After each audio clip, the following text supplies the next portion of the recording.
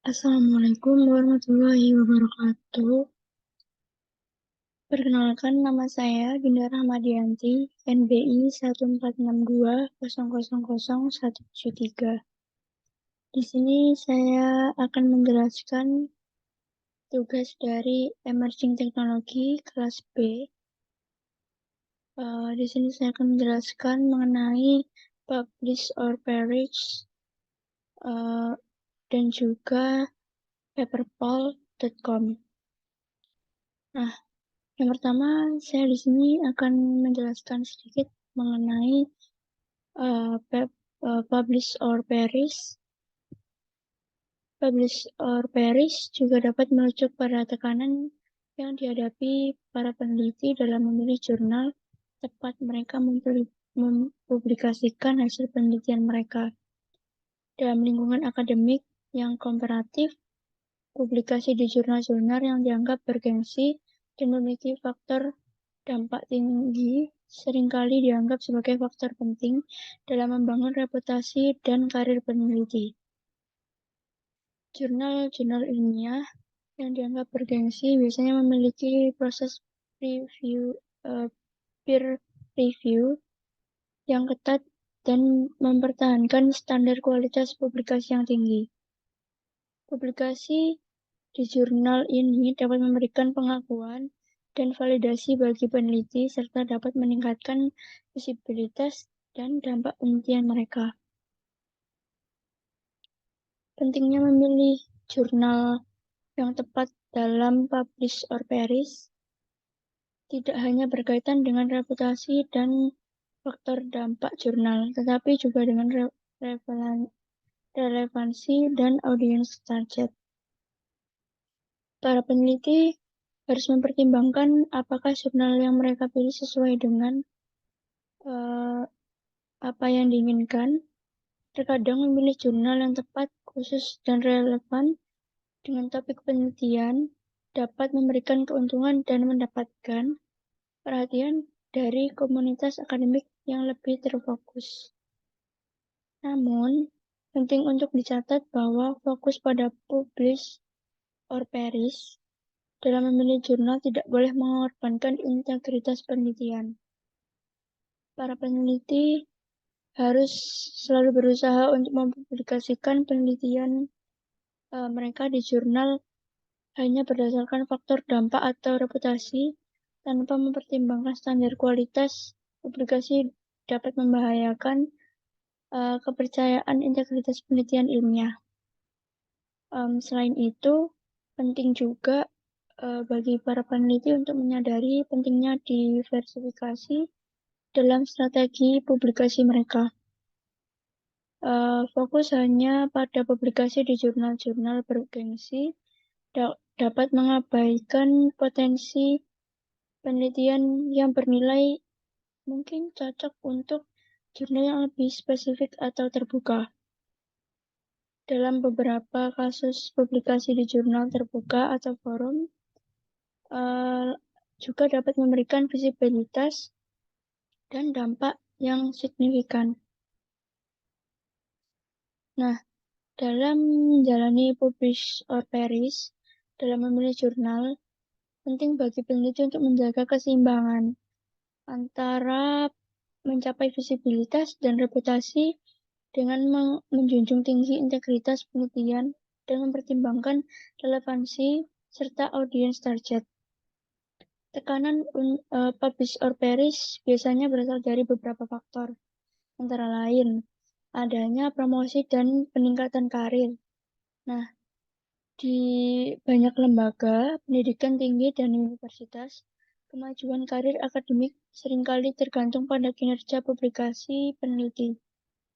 Para peneliti diharapkan untuk memenuhi target publikasi yang ditetapkan oleh lembaga mereka untuk naik jabatan atau mendapatkan pengakuan akademik. Nah, yang kedua ini ada pendanaan penelitian. Banyak program yang pendanaan penelitian mempertimbangkan rekam jejak publikasi peneliti sebagai faktor penentu dalam mengalokasikan dana penelitian. Tingkat publikasi yang tinggi dapat meningkatkan peluang para peneliti untuk mendapatkan dana penelitian yang cukup untuk proyek-proyek mereka. Yang ketiga yaitu ada reputasi dan pengakuan. Publikasi ilmiah yang kredibel dan berpengaruh dapat meningkatkan reputasi dan pengakuan oleh seorang peneliti dalam komunitas akademik. Semakin banyak publikasi yang dihasilkan dan semakin sering mereka dikutip, semakin besar juga kemungkinan peneliti tersebut diberi perhatian oleh rekan-rekan sejawat dan mempengaruhi perkembangan bidang penelitian mereka.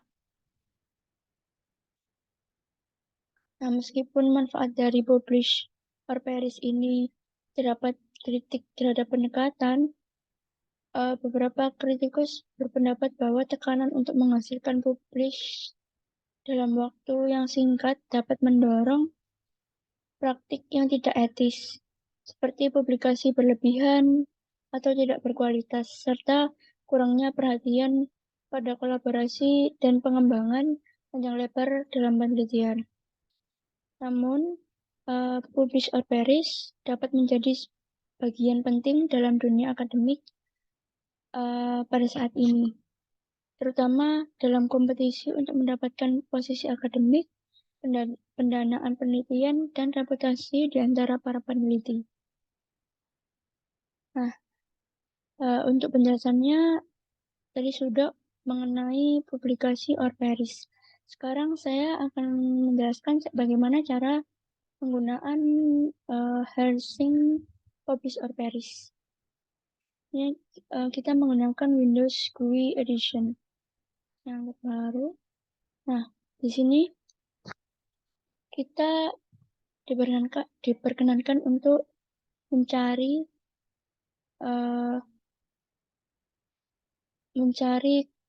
sebuah jurnal apa yang kita inginkan. Seperti contoh di sini ada authors, ada publication name, title words, keywords, maximum number of results. Selain itu ada toolsnya, preference. Nah, untuk year-nya ini dari kita mau cari jurnal dengan judul yang kita inginkan itu dari tahun berapa sampai tahun berapa. Atau mungkin ada ISSN-nya sendiri, ini kita bisa isi langsung di sini.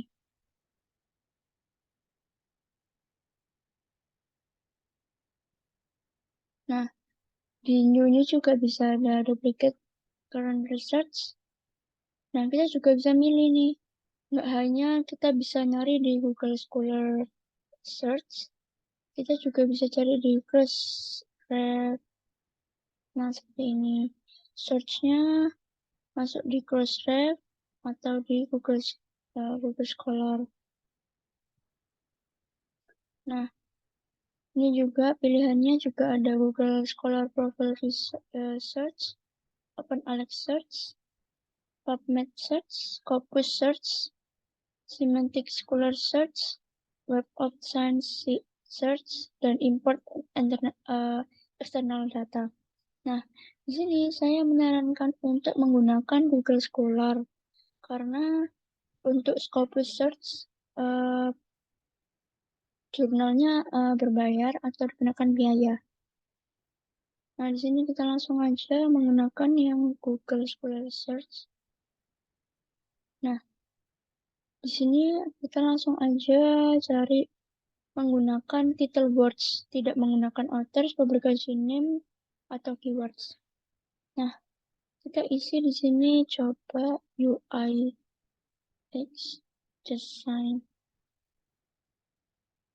Nah, untuk tahunnya saya mencari dari tahun 2018 sampai 2020.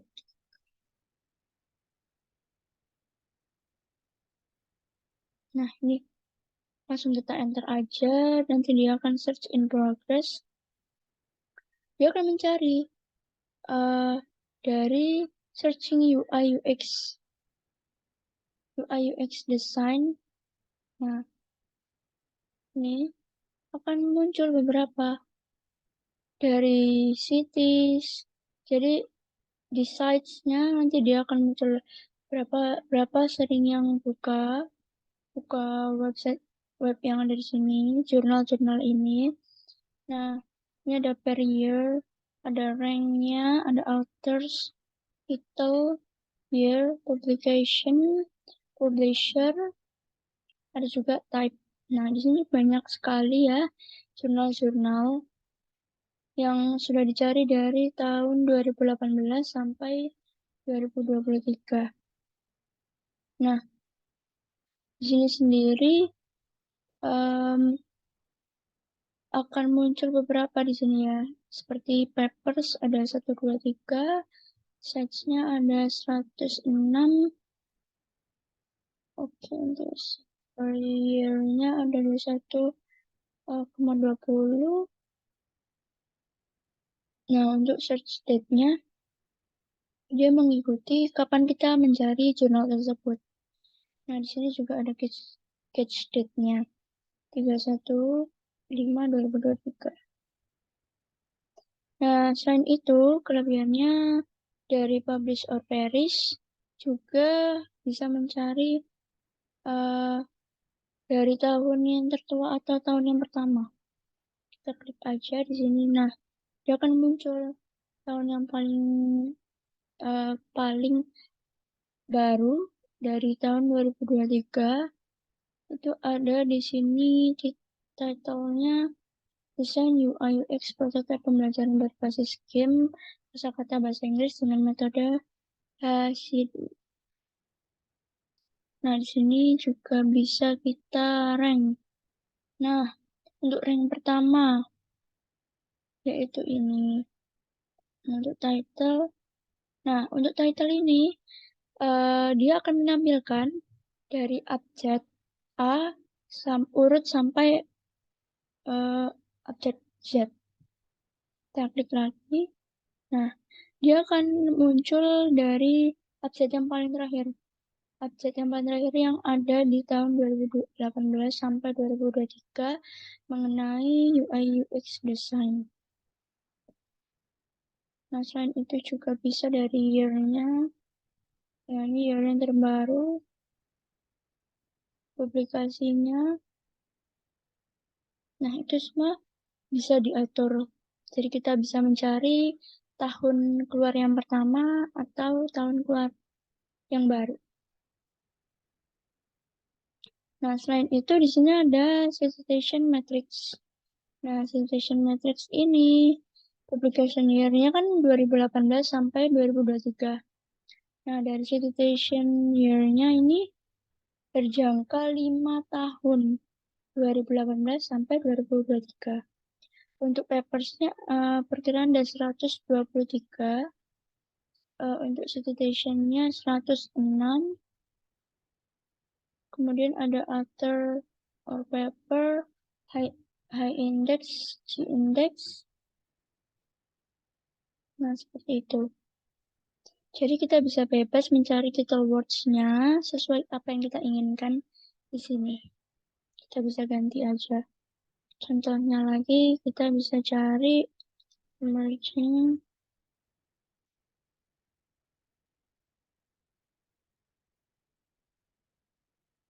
technology. Nah, di sini dia tercantum ada maksimum 1000 result. Jadi sangat banyak. Dia akan search progress semua. Akan mencari semua jurnal-jurnal yang mengenai emerging technology dari 2018 sampai 2023.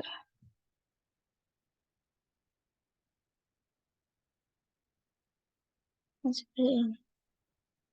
Kemudian yang berikutnya saya akan menjelaskan mengenai paper poll atau biasanya paper poll ini bisa digunakan secara online atau menginstal paper poll di Windows kalian sendiri-sendiri atau di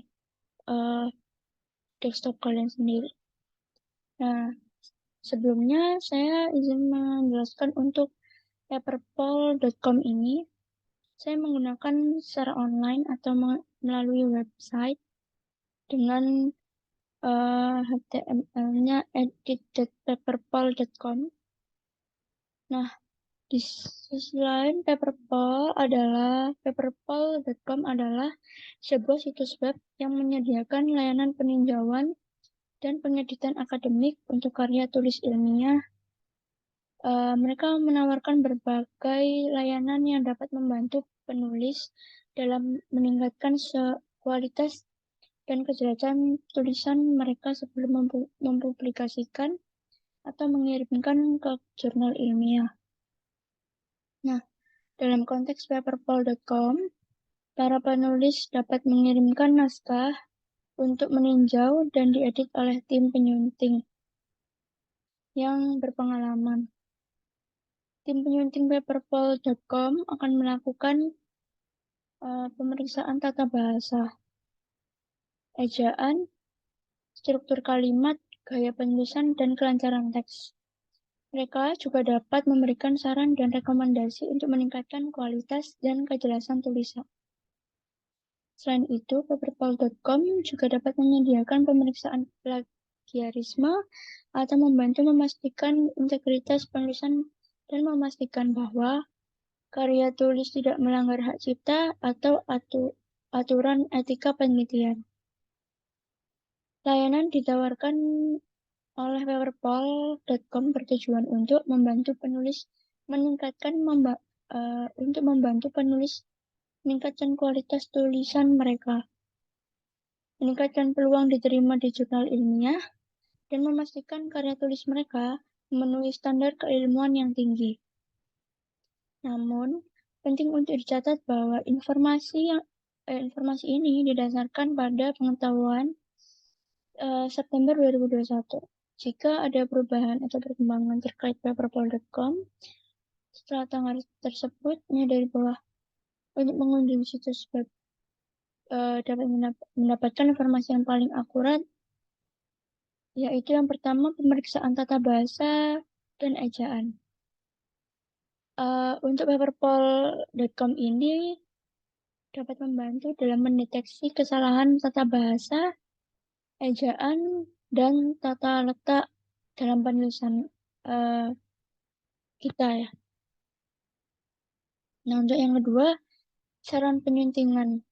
Platform ini mungkin menyediakan saran dan rekomendasi untuk memperbaiki struktur kalimat, gaya penulisan, dan kelancaran teks yang kita gunakan. Kemudian ada pengelolaan referensi. Beberapa platform menyediakan alat untuk mengelola referensi dan citasi dalam karya tulis ilmiah, termasuk pembuatan daftar pustaka yang terhormat dengan baik. Kemudian pengecekan plagiarisme. Alat ini dapat membantu mengidentifikasi kemiripan teks dengan sumber lain untuk memastikan integritas penulisan dan menghindari plagiarisme. Yang berikutnya yaitu ada kolaborasi. Beberapa platform mungkin memiliki fitur kolaborasi yang memungkinkan penulis untuk bekerja sama dengan online. Secara online dengan rekan penulis atau penyunting lainnya. Namun, ada yang perlu dicatat bahwa fungsionalitas dan fitur yang tersedia di paperpol.com ini atau platform serupa dengan beberapa berbeda-beda. Jika tertarik dengan paperpol, disarankan untuk mengunjungi web secara langsung dan mendapatkan informasi yang lebih lengkap. Nah, di sini saya ingin menunjukkan bagaimana penggunaan dari paperpol.com secara online. Nah, di sini saya memiliki sebuah kalimat, sebuah jurnal.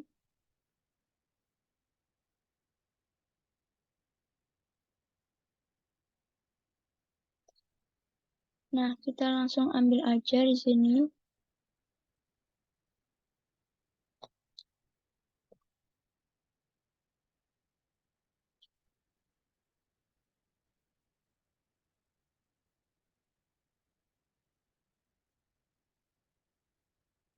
Kita langsung ambil aja salah satu paragraf. Oke, kita copy paste pada halaman ini. Nah, kemudian kita coba di sini untuk scanning teksnya.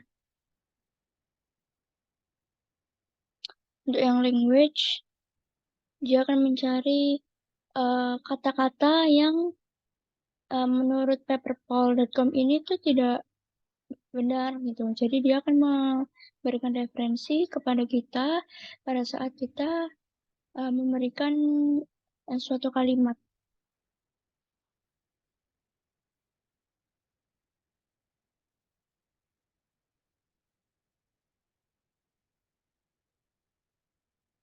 Nah, selain itu juga bisa kita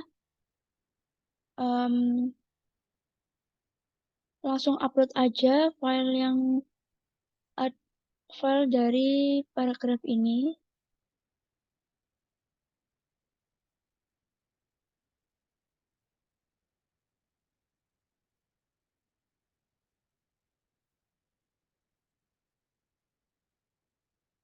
Caranya ini ada upload.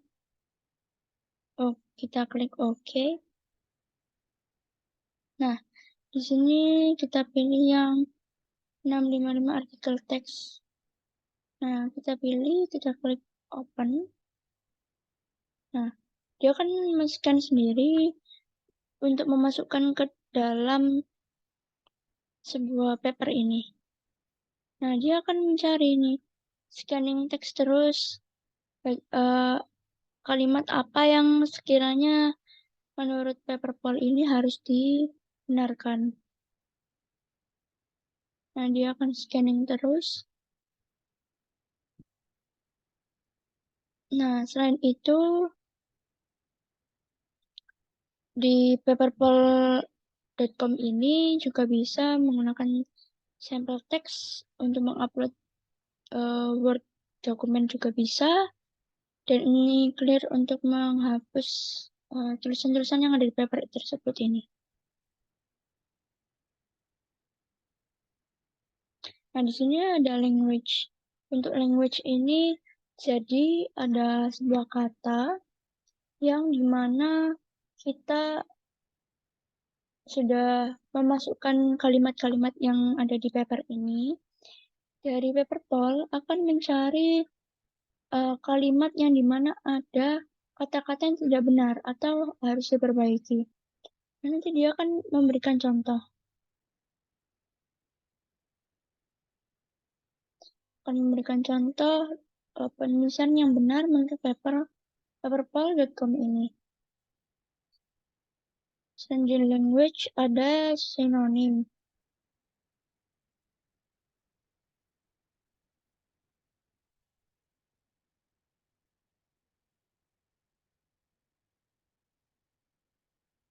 Nah, sini kita coba lagi. Nah, ini untuk yang language dia keluar semua nih teman-teman. Jadi koma space-nya coba kita cek. Nah, dia akan mencari teman-teman. Kita setuju atau tidak? Jadi di sini yang obtain ini adalah sebuah kata-kata yang benar. Nah, kalau get menggunakan get nanti dia akan menghapus atau mencoret get tersebut. Nah, kalau kita setuju kita klik accept. Jika kita tidak setuju kita klik reject. Nah, setelah kita udah accept, coba kita accept coba yang ini. Nah, dia akan tertuju ke kalimat yang sudah tertera di sini. Ada 6 sentences ready for review. Nah, kita coba lagi. Nah, dia akan muncul di paragraf yang sudah dia koreksi ya, teman-teman. Coba kita reject.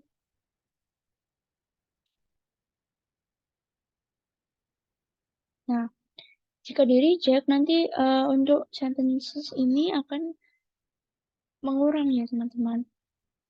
Nah, seperti itu. Di highlight juga bisa. Dan kemudian acceptable. Sini juga ada sinonim, ada translate, ada konsistensi, dan juga ada notification. Sekian dari penjelasan saya, kurang lebihnya mohon maaf apabila ada salah kata. Terima kasih. Wassalamualaikum warahmatullahi wabarakatuh.